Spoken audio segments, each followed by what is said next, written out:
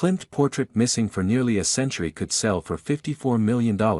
A portrait by Gustav Klimt that was unseen for almost a century is expected to fetch millions when it goes up for auction this spring. The portrait of Fräulein Lieser, thought to be one of the Austrian painter's final works, is expected to fetch up to $54 million at a sale that has created huge excitement in the art world.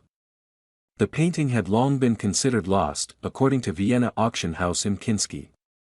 However, it has now emerged that it had been privately owned by an Austrian citizen. The rediscovery of this portrait, one of the most beautiful of Klimt's last creative period, is a sensation, the auction house said in a press statement on its website.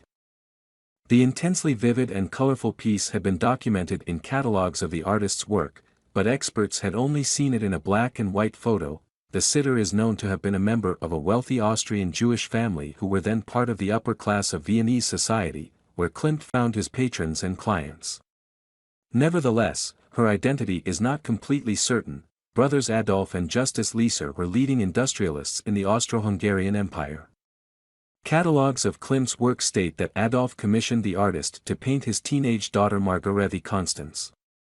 However, new research by the auction house suggests Justus' wife, Lily, hired him to paint one of their two daughters.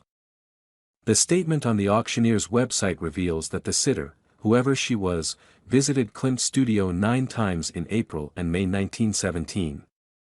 He made at least 25 preliminary studies and most likely began the painting in the May of that year. The painter chose a three-quarter portrait for his depiction and shows the young woman in a strictly frontal pose, close to the foreground, against a red, undefined background.